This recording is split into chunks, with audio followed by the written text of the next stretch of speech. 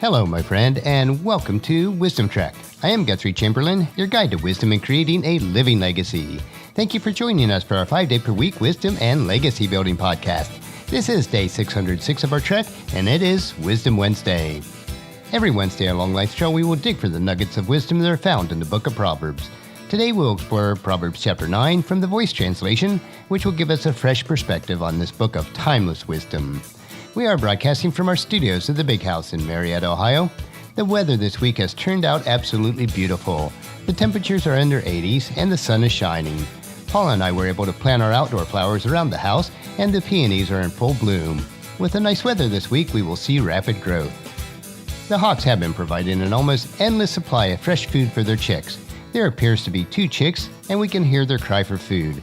And we are now seeing their heads pop up above the rim of the nest as their parents feed them.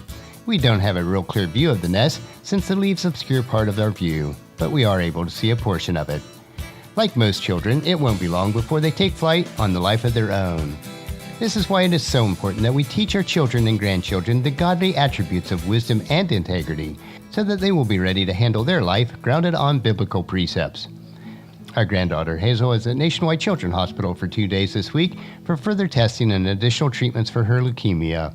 The first test results were extremely positive, and her blood is responding well to this first month of treatments. We are praying that the remainder of the tests will also be positive. If they are, it will not shorten the 2-year treatment cycle, but the intensity of treatments may be less severe. We would appreciate your continued prayers for Hazel and her tribe. As we do influence others for good, we want to teach them how to choose wisely in every area of their lives. As we explore Proverbs chapter 9 today, we will compare and contrast Lady Wisdom and Lady Folly. And the title for today is The Tale of Two Houses. Chapter 9 is the last story chapter of Proverbs before we move into our actual Proverbs. The chapter starts out with the 4th speech by Lady Wisdom. The structure of this chapter is very symmetric. It opens with a 6-verse invitation from the house of the Lady Wisdom in verses 1 through 6, and closes with a 6-verse invitation to the house of the adulteress, who is Lady Folly, in verses 13 through 18. These 2 invitations are separated by a 6-line call to practice humility in verses 7 through 12. The summons of the 2 ladies are strikingly similar. Whoever is simple, let him turn in here, in verses 4 and 16. Both women make the same appeal, but for very different reasons. One wants to lift the simple up to life, while the other wants to cast the simple down to the grave. Notice that they both have houses in verses 1 and 14, and are both serving a meal of bread in verses 5 and 17. Both make a speech in verses 5 and 6 and 17, but each of them differ in nature. Lady Wisdom's words ring out clear and pure as a bell. Leave your simple ways. The words of the adulteress are slinky and provocative as she purrs, stolen water is sweet.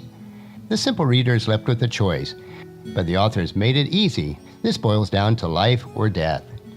These 2 similar but contrasting invitations wrap around a central portion in the text verses 7 through 12. This middle section clarifies that the key to choosing wisely is humility. As I read verses 7 through 12, consider them prayerfully. Abide by these words and live. If you are a mocker, the author warns you, you alone will suffer the consequences, in verse 12. As I had mentioned, this chapter ends a 9-chapter section of speeches from the Father and from Lady Wisdom. We could sum them up in 2 phrases: choose life, choose wisdom. Now listen up as I read Proverbs chapter 9. Lady Wisdom has built her house. She has supported it with 7 pillars. She has prepared a feast. She slaughtered her animals, poured a spiced wine, and set her table. She has sent out her servants with an invitation to come to the party. She too calls out from the highest point of the city. Whoever is young and gullible, turn in here. You are all welcome to this place. Then, turning to those who are naive, she says, come in, come, eat my bread, and drink my spiced wine. Give up your gullible ways, your naive thoughts for true life. Set your course for understanding. Whoever tries to discipline a scoffer should expect a hail of insults in return. Whoever tries to correct an evildoer is likely to get hurt in the process. So do not correct a scoffer unless you are ready to be hated, but correct the wise and you will be loved. Give instructions to the wise and they will become wiser. Teach upstanding people and they will learn even more. Reverence for the Holy One, the one true God, is the beginning of wisdom. True knowledge of the Holy One is the start of understanding. Through me, your days will be lengthened and years will be added to your life. If you are wise, wisdom is its own reward. If you mock what you don't understand, you alone will suffer the consequences. Compared to Lady Wisdom, Lady Folly is rowdy and loud, naive and ignorant. She sits at the door of her house, on the bench of the highest places in the city, crooning to the passerbyers who hurry straight to their destination.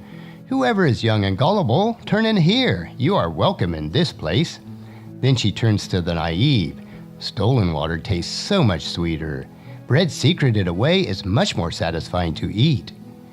But those who pause to listen to Lady Folly do not know that death is the next stop, that her guests are walking cadavers. Well, that will conclude our exploration of Proverbs chapter 9. You need to choose Lady Wisdom and not Lady Folly. You need to follow the precepts that God has written to us in the Bible, which is His letter of instruction to us as bearers of His image. Next week, we will begin a new section of Proverbs that dive right into the heart of Solomon's wisdom with chapter 10, and each week we will explore a full chapter in Proverbs. I hope that you'll join us each week so that you can gain wisdom, insight, and understanding for yourself. All the Proverbs provide us with rich wisdom, insight, and understanding on a myriad of life issues. And regardless of where you are in your faith walk, if the precepts in Proverbs are followed, your life will be rich and satisfying. I encourage you to take them and plant the seeds of wisdom into your heart so that you'll reap a harvest of wisdom throughout your entire life. Tomorrow we will hike another short trail on our Wisdom Unplugged series where we will discover an inspirational wisdom quote. So encourage your friends and family to join us and then come along with us tomorrow for another day of Wisdom Trek, creating a legacy. That will finish our trek for today. If you'd like to listen to any of the past daily treks or read their journal, they are available at wisdom-trek.com. You can also subscribe at iTunes or Google Play so that each day's trek will be downloaded to you automatically. Thank you so much for allowing me to be your guide, your mentor, but most importantly, I am your friend as I serve you through the Wisdom Trek podcast and journal. And as we take this trek of life together, let us always live abundantly, love unconditionally, listen intentionally, learn continuously, lend to others generously, lead with integrity, and then leave a living legacy each day. I am Guthrie Chamberlain, reminding you to keep moving forward, enjoy your journey, and then create a great day every day. See you tomorrow.